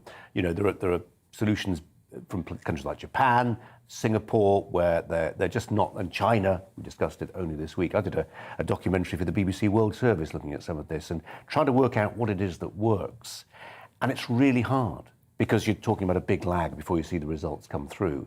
And sometimes the data is confusing, what appears to lead to a spike in birth rates. It's got nothing to do with the fact you're offering, for instance, tax breaks. One thing is clear, however, Mr. Ambassador, it's whether people have confidence in the future, confidence in their country. So, for instance, you see in countries like Israel, the birth rate's doing very well there. A country like Georgia, which was recently in conflict with Russia, but also where the the patriarch said, "I will personally baptise any baby born in Georgia." That led to a spike in birth rates. Right. What's working or not in Hungary? Confidence is a key aspect, and it's very important to underscore confidence. And that's why we're saying that these policies are there to stay, no matter what comes in the economy. There could be other fields of policies that could be touched by the government, but that's a promise, that's a commitment on the side of the government that these policies will stay there, and regardless of how the economy or any surrounding environmental factors are going. And the science, yes, to have the birth rate effect to see, it takes a lot of time. You're right with that. But what we've experienced so far, a boom in the number of marriages. We could double the number of marriages just in 10 years' time. And we have a sharp decline in divorces. And we have a very sharp, roughly half of the number of the divorces what we had 10 years ago. And it's a 60-year low now in the number of divorces. And another history low number of abortions. Roughly, we're talking about half of the abortions compared to what we had 10 years ago. So these are all very promising numbers. And on this basis, we can expect, it's not there yet, we could stop the decline at this point. And of course, COVID ruined the figures quite badly.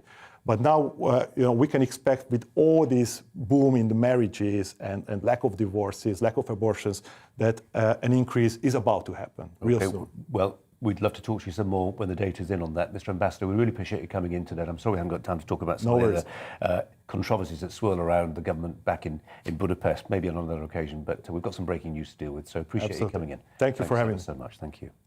We'll bring you much more on that breaking news, the Prince Andrew story, Buckingham Palace acting with, it appears, a great decisiveness, removing those patronages and military associations in light of what's been happening in that civil sex trial court case affecting Prince Andrew in the United States. More on that story and the rest of the day's news after this break.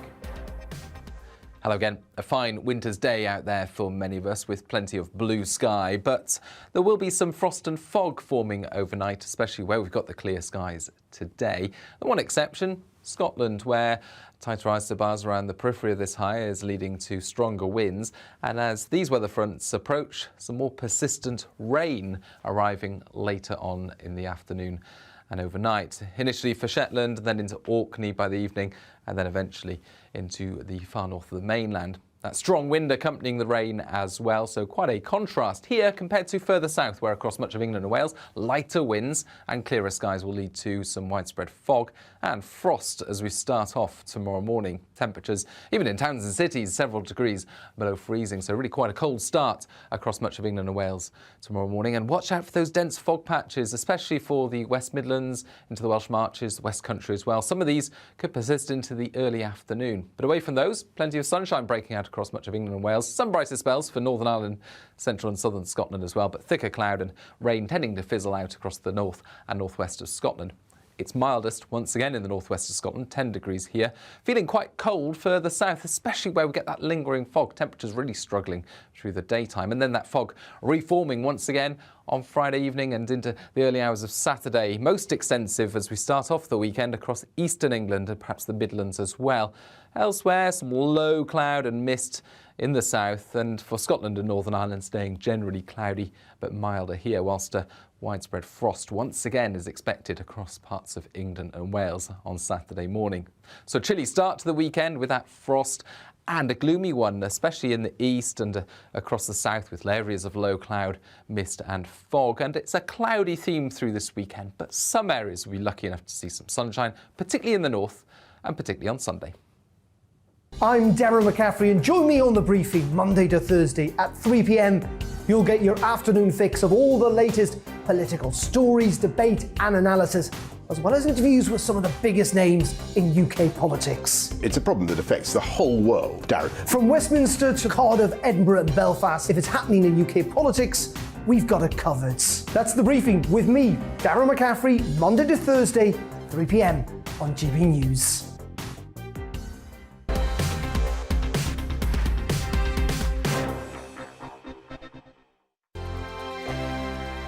Hello there, I'm Eamon. And I'm Isabel. And you're watching the GB News digital stream across the United Kingdom. And around the world. If you're here in the UK, you can also watch us on your TV screen. GB News is Freeview channel 236. On Sky, we're channel 515. 626 on Virgin Media. Just remember, you might need to retune your TV to watch the channel. Yeah, and if you are doing that, find out more about retuning by going to gbnews.uk.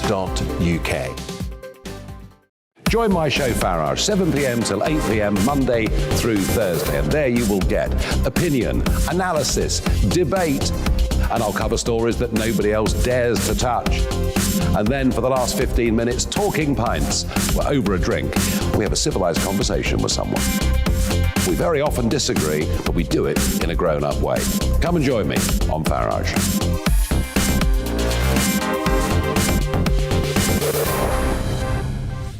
I'm Dan Wootton. Join me Monday to Thursday from 9 to 11 for the feistiest and most fun news debate on TV, where free speech reigns. I'll bring you a sharp take on the day's biggest stories, bombshell newsmaker interviews, and A-list guests.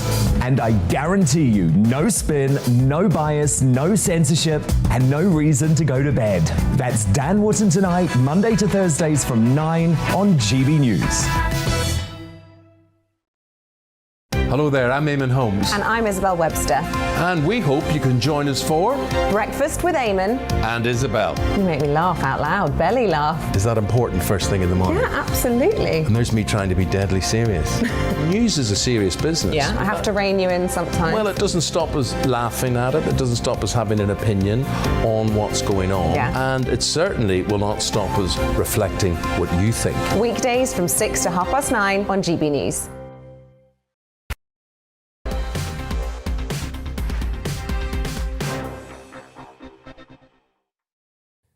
We were going to talk about what's been and what is likely to happen to Boris Johnson. We've cleared the decks because of that breaking news from Buckingham Palace. Fairly significant development, this, in the ongoing saga, which is what to do with a royal like the Duke of York, given what's been happening and those legal moves in the United States around a civil case that he will now be drawn into in light of that decision by Judge Kaplan, that he will be making a contribution, whether that's on videotape, whether that's in person, seems unlikely. But certainly the embarrassment continues because the discovery phase could last, as the American legal system has it, the discovery phase could last up to 18 months. That's 18 months of discomfort for the firm, for the royal family, for the monarchy, and they've acted decisively today. He's not losing the HRH title. It's effectively been mothballed, and painfully for him, because we're told, it's been reported that it's very important to him that he has these honorifics, these honorary associations with a number of military units, including the Grenadier Guards, so part of the household division, backbone of the old establishment. All that goes away or falls away. So really decisive action, this, by Buckingham Palace. Let's turn to somebody who knows the inside of the palace very well, Dickie Arbiter, who joins me now, I very much hope. Dickie, a very warm welcome to you. This is decisive action by the palace. I'm not surprised by this announcement. I think the palace were really holding fire until such time Judge Lewis Kaplan had made his decision. Now, he made that a couple of days ago. There was little point on their part to do anything before that. But Andrew's position has become untenuous, and they've taken this decision. And it's the right decision to take, because the regiments were getting concerned. They want a colonel. Andrew is not available, and therefore they are now in a position to turn to somebody new to take on that honorary role. Reports are to be believed. You had officers in the mess, even of the Grenadier Guards, uncomfortable toasting the health of the Duke of York. You had Tim Collins, the Colonel, Royal Irish Regiment, who, famously almost 20 years ago on the eve of battle in Iraq gave that rousing St. Crispin Days type speech. Important military figures saying he's got to lose these military associations. So the palace on one level has bowed to the inevitable. I suppose the question for many people, given his stinking poll ratings when it comes to approval from the public, is whether he can ever come back. I doubt it. Mud does stick, and whether he or whenever he comes out of this, whether it's an out-of-court agreement or whether it actually comes to trial and he does clear his name, this has been dragging on for too long. And I don't think people will want to have that association with him. And therefore, he's now a bit of a busted flush. It's unfortunate, but he shouldn't have got himself into that position in the first place. Reporters, I suppose they must exist, will say this is a kind of trial by media. Even if it's settled, his guilt will never have been tested or proven in a court of law. And for people like me, and I've argued he ought to just enter a period of purdah in perpetuity, there is the question of how you practically do it. In a world of smartphones, how possible actually is it to go to ground, to avoid being anything like an embarrassment to the royal family? Do you buy a big farm and just disappear from view? Can he do that? Will he do that? Very difficult to say. I mean, Andrew is not the farming type. He's very much an urban animal.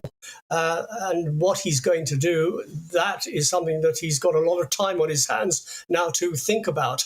I can't see him as a farmer. I can't see him going to ground. You know yourself, it's very difficult in this world today to actually disappear. Somebody will track you down somewhere at some stage. So he's now got to think about what is he going to do.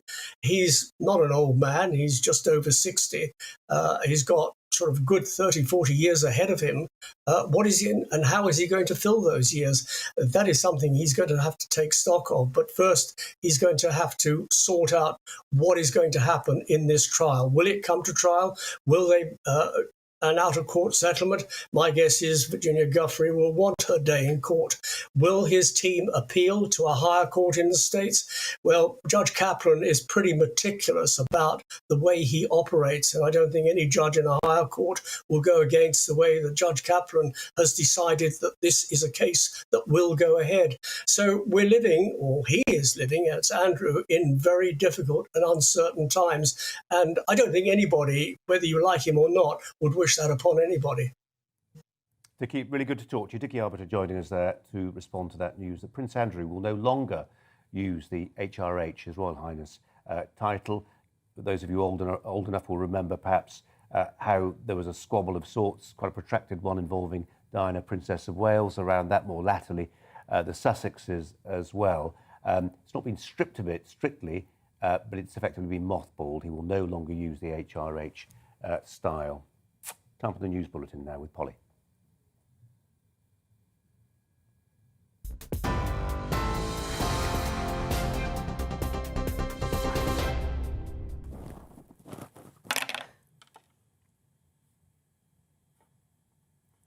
You're watching GB News, and here are your latest news headlines.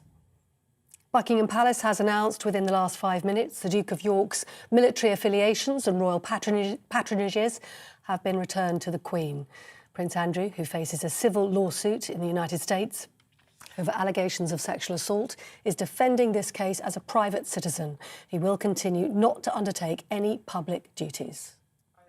In other news, the coronavirus isolation period for people in England is being reduced from 7 days to a minimum of 5 full days from Monday. People coming out of isolation will need to test negative on day 5 and day 6. MI5 has warned MPs that a Chinese agent called Christine Lee is covertly engaging in political interference activities in the UK on behalf of the Chinese Communist Party. The Home Secretary, Priti Patel, says it's deeply concerning that a parliamentarian was targeted. The former Conservative Party leader, Sir Ian Duncan-Smith, who's been involved in helping Hong Kong Chinese people flee the communist regime, expressed concern that they could now be at risk. And the Scottish Conservative leader Douglas Ross has been heavily criticised by fellow Tory MPs after he said Boris Johnson should resign. The Prime Minister's facing growing calls to quit after apologising yesterday for attending a drinks party in the Downing Street garden during lockdown in May 2020. And today, Scotland's First Minister said the insults at Douglas Ross showed Westminster's contempt for the country. On TV, online and DAB+ radio, this is GB News. Now back to Brazier.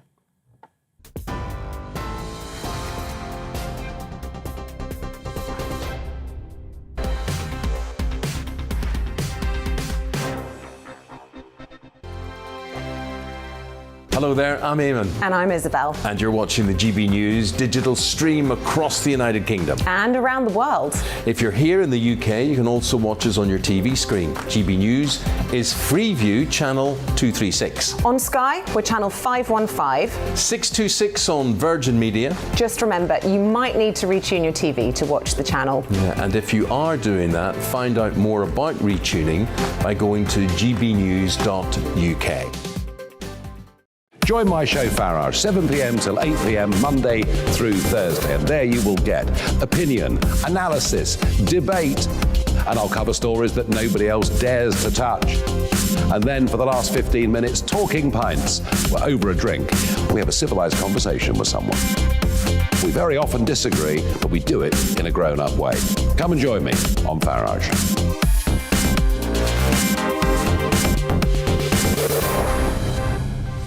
I'm Dan Wootton. Join me Monday to Thursday from 9 to 11 for the feistiest and most fun news debate on TV, where free speech reigns. I'll bring you a sharp take on the day's biggest stories, bombshell newsmaker interviews, and A-list guests. And I guarantee you, no spin, no bias, no censorship, and no reason to go to bed. That's Dan Wootton tonight, Monday to Thursdays from 9 on GB News.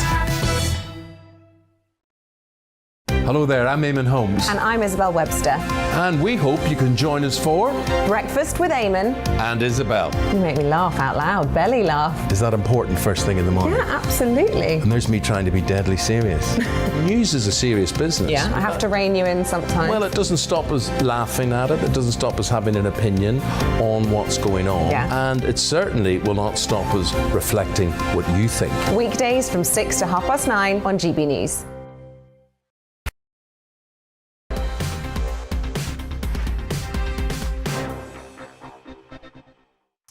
Well, yesterday was arguably Boris Johnson's worst day since coming into office. The Prime Minister apologised for attending the Bring Your Own Booze lockdown party in Downing Street, claiming he thought it was a work event. A clutch of Westminster MPs and the lion's share of his Scottish MSPs called for him to step down.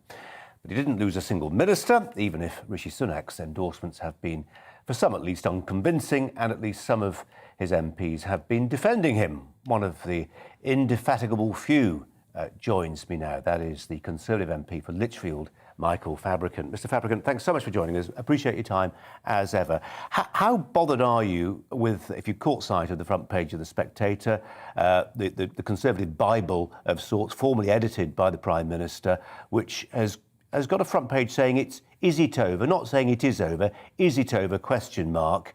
And its political editor, James Forsyth, saying this is, quote, the gravest peril of his premiership, is it?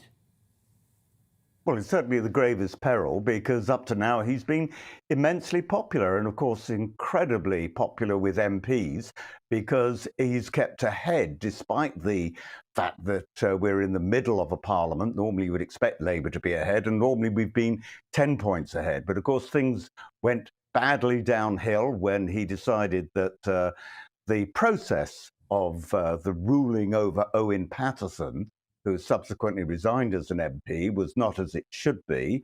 It got conflated with trying to defend Owen Paterson himself. But anyways, that was a problem because Owen Paterson clearly was, in my judgment, actually in the wrong here, and he did resign. And then, of course, all that has happened since with regard to these garden parties. But let's wait and see. I mean, Boris has an amazing capability of bouncing back. Yeah. And he's and a the very Conservative Party, imaginative Michael individual. Fabricant, has an amazing capacity for ridding itself of leaders it feels no longer fit the role and will not win the general election.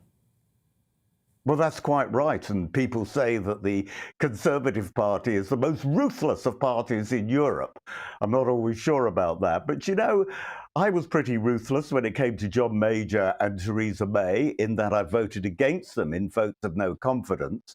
But, you know, I would, at the moment, certainly have no shadow of a doubt if it ever came to a vote of no confidence, and I don't think we're getting there yet, in supporting Boris Johnson still, because the underlying point, which a lot of people realise, and certainly in focus groups it's being made quite apparent, is people recognise that Boris developed an incredibly successful vaccine program. The economy is doing well, better than any other country in the G7, and so on and so forth.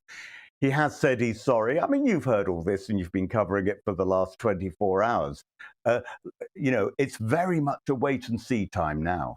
Well, and there are straws to clutch at. I mean, I read a few emails out earlier from people outside of the Westminster bubble. You could make an argument that says, yes, OK, his poll approval rating dropped 12 points from the beginning of December until the last few days. And if it's that precipitous in that direction, it can be maybe just as precipitous in the opposite direction. So you can make a case for his survival. But when you put it all together, as I say, in particular, Michael, just the Spectator of all periodicals, they like to call themselves a newspaper, of all publications, to come out this strongly and say, this is really serious, he's hanging by a thread, will set a lot of your fellow MPs scratching their heads this weekend. I don't think it will, Colin. I hate to disagree with you, but the Spectator is a newspaper, as they call themselves. The newspaper has to sell editions. It has to be controversial. Journalists need to be controversial. And I think MPs are a lot more used to this sort of thing than you might think. And I wouldn't say it'd be water off a duck's back, but just because the Spectator is saying that. No, I think people will be waiting to see what the focus groups are saying, what the opinion polls start to say, and most importantly, of course, what Sue Gray has to say. Michael Fabricant, we appreciate what you've had to say this afternoon. Thanks ever so much for joining us. Thanks a lot. Let's return you then to that evolving, developing, breaking story around the Duke of York. Let's turn to the royal commentator, writer and biographer, Angela Levin, a frequent contributor here on GB News. Angela Levin, we're hearing that, let's get the language right on this one. It's really important on the HRH title, isn't it? My understanding, you'll know far better than I, that it's effectively been mothballed. So he hasn't lost it. Yeah. Maybe it's wrong to use the word stripped. And this rekindles memories of Diana and more recently the Sussexes. What's your understanding of his official royal status now? Well, actually, it's said for us because it said he's got to approach this case as a private citizen. I mean, you can't get much more humiliating than that, can you? That means it's absolutely wiped away. And it's quite extraordinary from the palace to make such a quick decision. I know that his accusations have been running for a very long time, but usually they take quite a while. Huge thing to actually take it away with no promise it will be given back. That perhaps it's a way of actually getting through to getting through to Andrew, so that he doesn't actually try and be pompous and superior as his inclination. Whatever he does, he's got to be humbled, I think, and really understand what this is all about. I think he's dismissed it too often and too long, and now it's just grown up like a monster behind him, and he's got to understand the seriousness of it all. I'm not sure about this being a lesson that can change or prick his pomposity. It reminds me of that Aesop's fable, Angela, the scorpion and the frog. It's just in his nature. I was talking to Dickie Arbiter a while ago. He seemed to, when I suggested this was brutal, ruthless, decisive, he looked nonplussed. He felt this was something that had been in the works for a while. I think this is quite brutal. I absolutely am sure, because they wouldn't have used that word as an ordinary citizen. That's the key to it, isn't it? It's not just a telling off. It's not just saying, don't turn up when we have this particular engagement or this particular ceremony to do. This is, you're absolutely out of the pack. You're not going anywhere, and don't think for a second you're going to get involved with the Platinum Jubilee. Don't forget for a second you're going to have anything to do with any of the royals and what's going on, and any celebrations or any important issues. He is effectively wiped out. I think it's an extraordinary thing, and something that I haven't heard in my lifetime, that it's just taken away, and he has now that title, which is a non-title. Angela, the papers are going to be full tomorrow. I dare say you may be doing your bit to fill some of them as well, with what this means, what's driving it. I just wonder whether one of the deductions from it might be that you strip away his titles, his royal associations, because you suspect, maybe you even know, if you're the palace, that he is not going to settle, that he's going to go into battle, he's going to go to league, he's going to try and fight this in the courts, string the whole thing out. That would accord with what we know about Andrew. And who's to say it's not right? I mean, we get lots of emails from people saying, stop this trial by media stuff. All these allegations are just allegations. They've not been tested or proven. He may feel that actually it's worth the risk. He's got nothing to hide, or less to hide than we think. So, but I just wonder whether maybe part of the palace's thinking is they know he's not going to settle. Well, we saw that when he was interviewed on Newsweek. That was an absolute Newsnight. That was an absolute disaster. But he came out of it saying, "Oh, that all went very well." He said that to the director of the talk, and he said it to his mother. Now, anyone who could think that they'd behaved well and actually dealt with it and put it to one side when it was an absolute disaster is extraordinary. The other thing I think is that this application by an anti-monarchy group today that got well over 100 former army and Navy people to write to the Queen and say, we don't want him to be our patron anymore. I think that could have been a snowball that would run down the hill and get absolutely enormous. And we could be faced with a voting whether we want a monarchy or not in quite quick time. I think that the combination of what you say and I say makes it absolutely certain that they had to move very quickly because it was a big, dangerous time. Listening, Angela, to you and me. Thanks very much. It's lovely to talk to you. Angela's been there. Much more. Thank you. Throughout the course of the rest of the day. Now, though, it's time for my thoughts. It's time for the Brazier angle.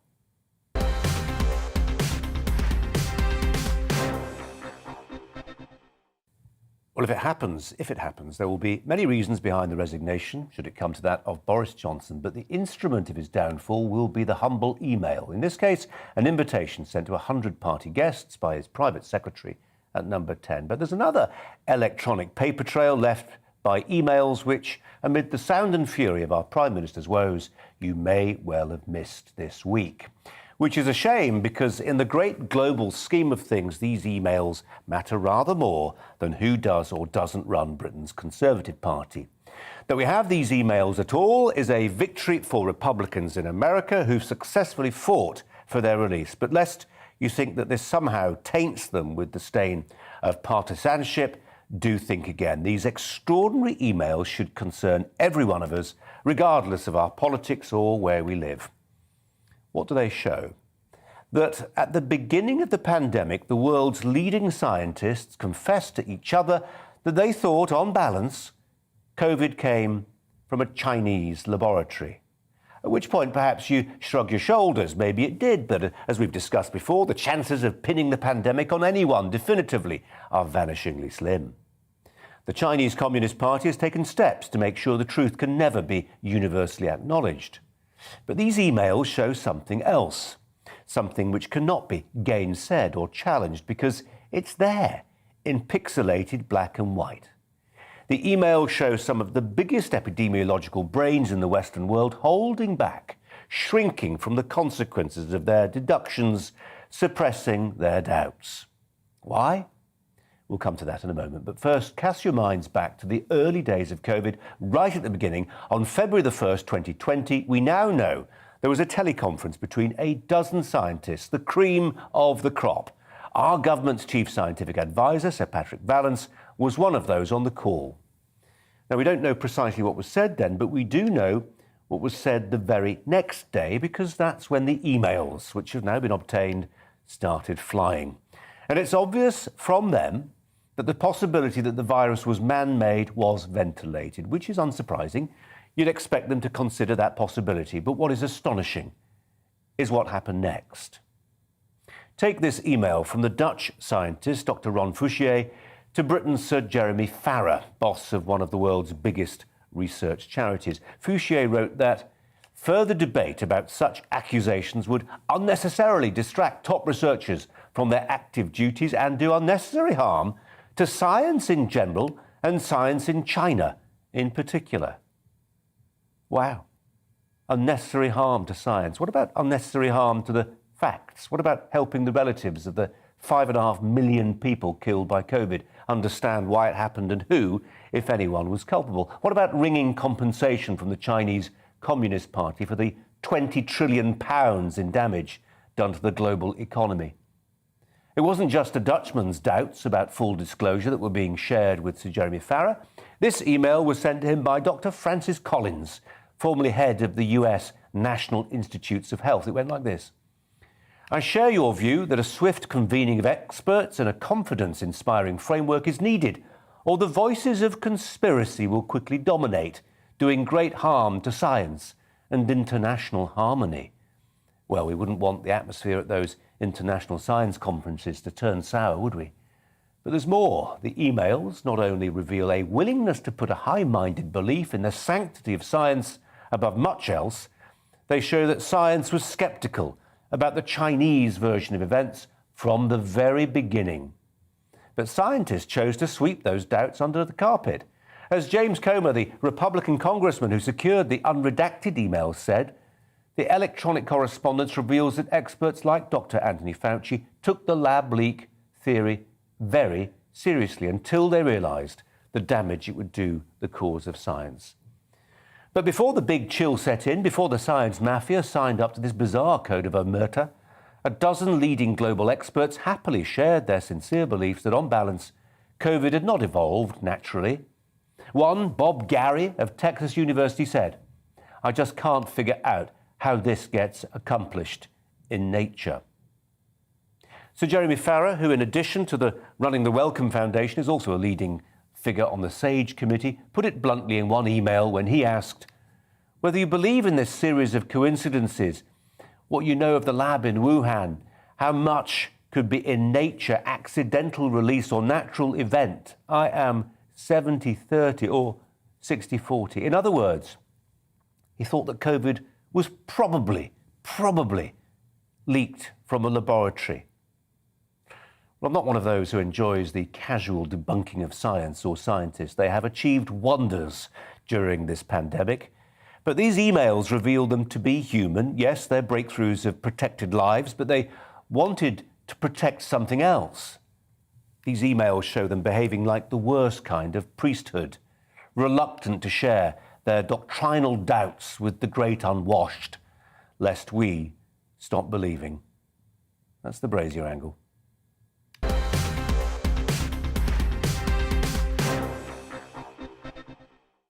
Well, before we move on, the World Health Organization has overseen investigations into COVID origins in China and worked with Dr. Fauci. Both deny any claims of a cover-up.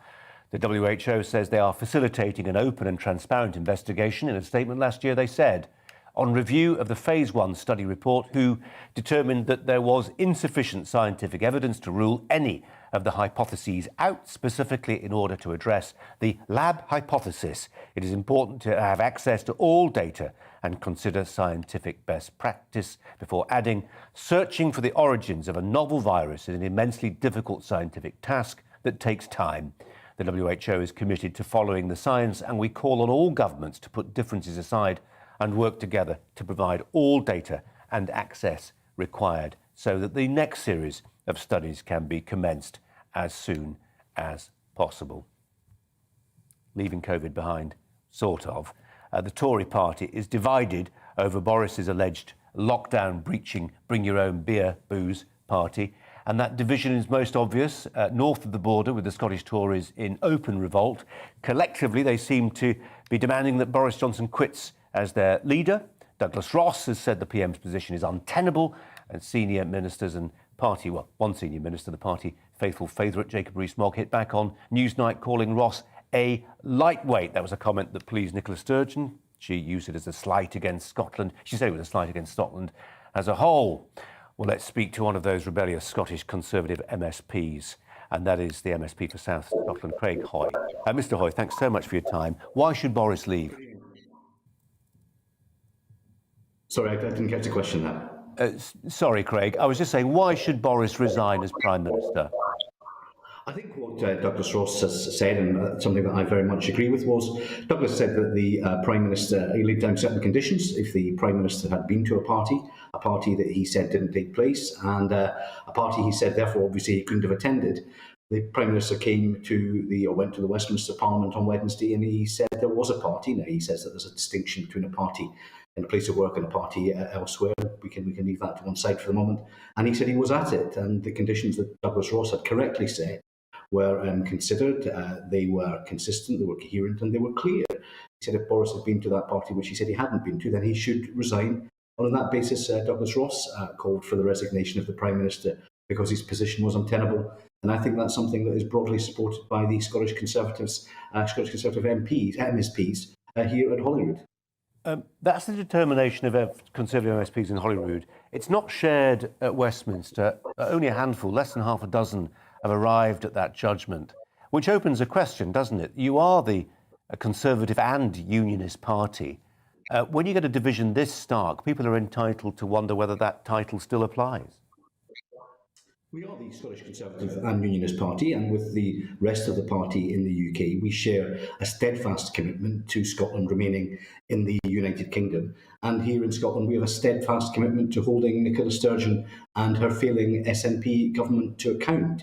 And that's what we want to do. And the situation that we saw emerging out of Downing Street, the fact it's been going on for so long, was a distraction from that. And we came to a decision, as I think we all individually came to the decision, but I certainly came to that decision, that we were better served if the Prime Minister stood down. Now, the Prime Minister has some great achievements across the UK, including here in Scotland, the vaccine programme being one of them, the furlough being another, and we don't want his record to suffer as a result of this. But what we were saying quite clearly was, Douglas Ross, I'm so sorry to interrupt those conditions. Flow. Craig Hoy, we say thanks very much indeed. Thanks for your contribution. Much more on the rest of the day's news, including that news about the Duke of York.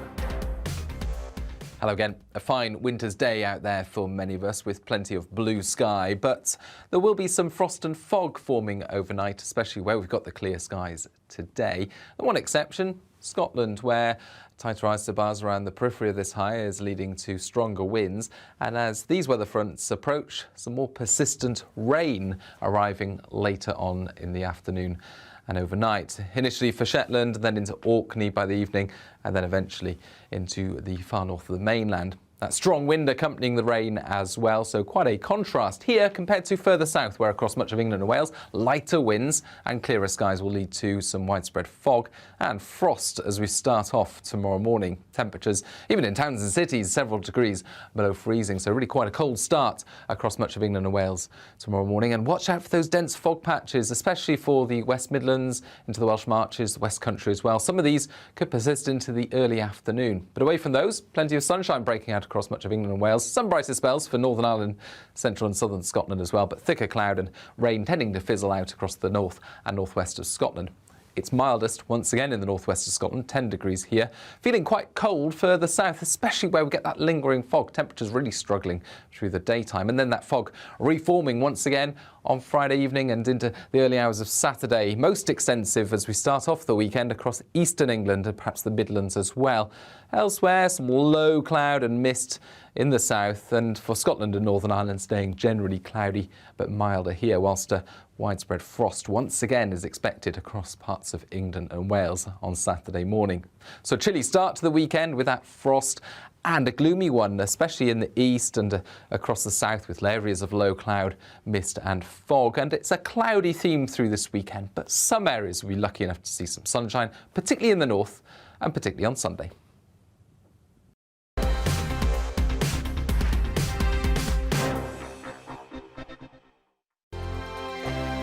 Hello there, I'm Eamon. And I'm Isabel. And you're watching the GB News digital stream across the United Kingdom. And around the world. If you're here in the UK, you can also watch us on your TV screen. GB News is Freeview channel 236. On Sky, we're channel 515. 626 on Virgin Media. Just remember, you might need to retune your TV to watch the channel. Yeah, and if you are doing that, find out more about retuning by going to gbnews.uk.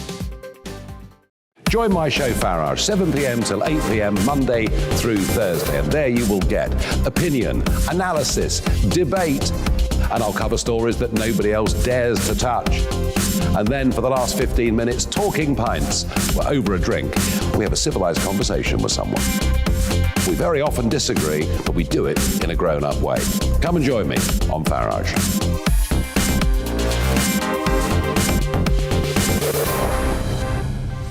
I'm Dan Wootton. Join me Monday to Thursday from 9 to 11 for the feistiest and most fun news debate on TV, where free speech reigns. I'll bring you a sharp take on the day's biggest stories, bombshell newsmaker interviews, and A-list guests. And I guarantee you, no spin, no bias, no censorship, and no reason to go to bed.